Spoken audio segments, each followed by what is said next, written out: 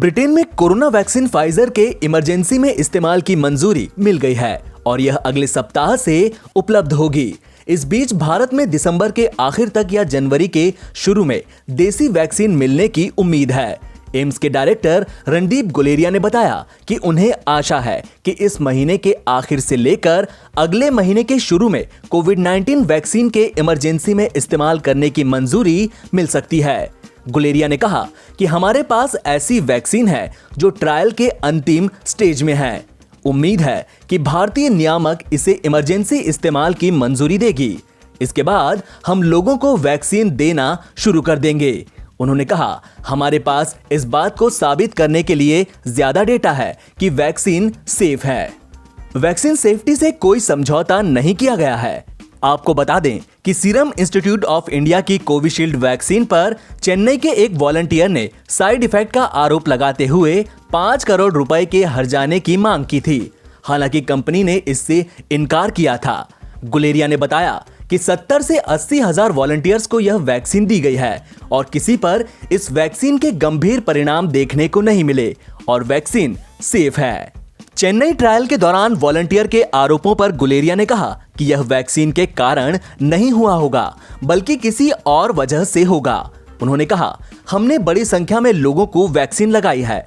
कुछ लोगों को अन्य बीमारियां हो सकती हैं, लेकिन यह वैक्सीन से संबंधित नहीं हो सकती।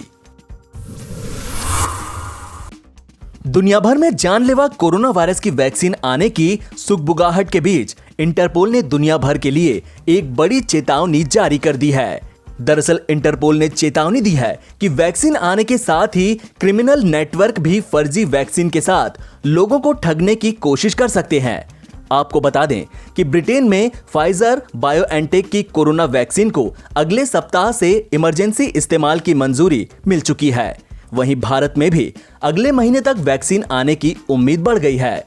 इंटरपोल ने पूरी दुनिया के लिए चेतावनी जारी की है। इंटरपोल ने नोटिस जारी करते हुए कहा कि वैक्सीन आने की सुगबुगाहट के बीच अब दुनिया भर में क्रिमिनल नेटवर्क भी एक्टिव हो सकता है और फर्जी कोरोना वैक्सीन की बिक्री इंटरनेट से लेकर फिजिकल स्तर पर हो सकती है।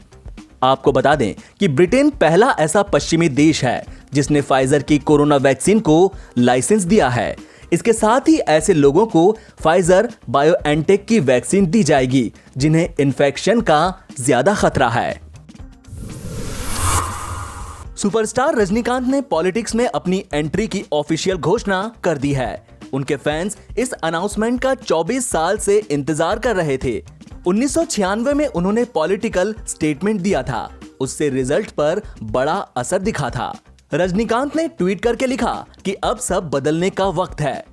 रजनीकांत ने तमिल में ट्वीट किया है जिसका मतलब है कि आने वाले असेंबली इलेक्शन में हम जरूर जीतेंगे और ईमानदार, पारदर्शी, करप्शन मुक्त और धार्मिक राजनीति देंगे, वो भी किसी धर्म और जाति से भेदभाव किए बिना।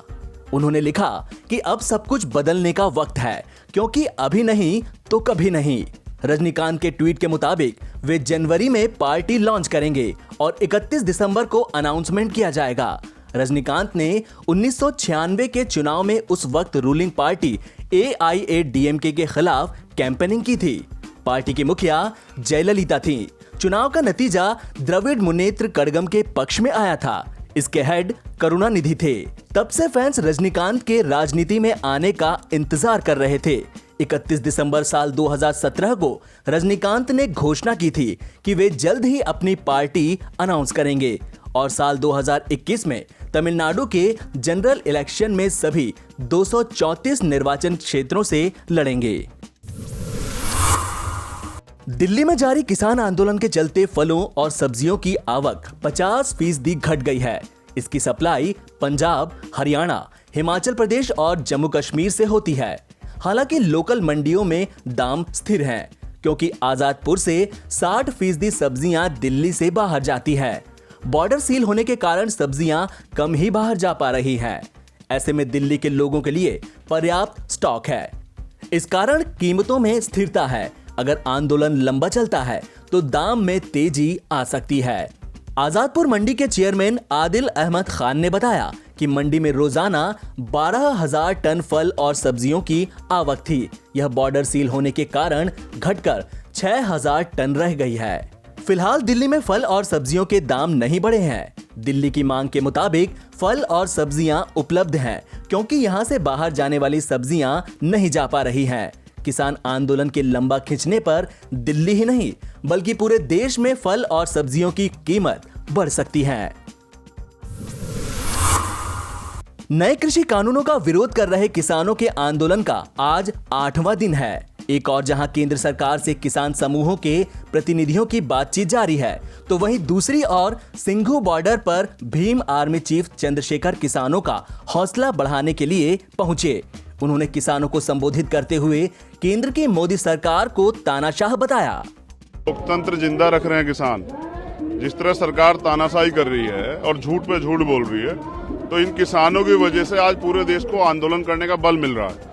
और ये लोकतंत्र की सबसे बड़ी खूबसूरती है कि अगर सरकार तानाशाह हो जाए तो सड़कों पर रहना चाहिए लोगों को। तो सरकार झूठ ना बोले। पहली बात तो कि यहाँ सिर्फ एक जाति या एक प्रदेश के लोग हैं, यहाँ पूरे देश के लोग हैं। राजस्थान के भी हैं, यूपी के भी हैं, हरियाणा के भी हैं, पंजाब के भी हैं। और फिर यहाँ आंदोलन हो रहा है कि धर्म मजहब की बात नहीं हो रही, तो सरकार इस आंदोलन को बदनाम करना बंद करे। मैं यहाँ इसलिए आया समर्थन देने के लिए। किसान मजदूर का चोली दामन का साथ है। मैं जिस वर्ग से आता हूँ उसके 80% लोग मजदूरी करते हैं, क्योंकि सरकार ने नौकरी तो दी नहीं, जो बच्ची गुजी थी वो छीन ली है। तो हम ये विश्वास दिलाने के लिए आए कि इनके साथ रहेंगे, मोढे से मोढा मिला के, कंधे से कंधा मिला के इनके साथ रहेंगे और इनको कमजोर नहीं पड़ने देंगे।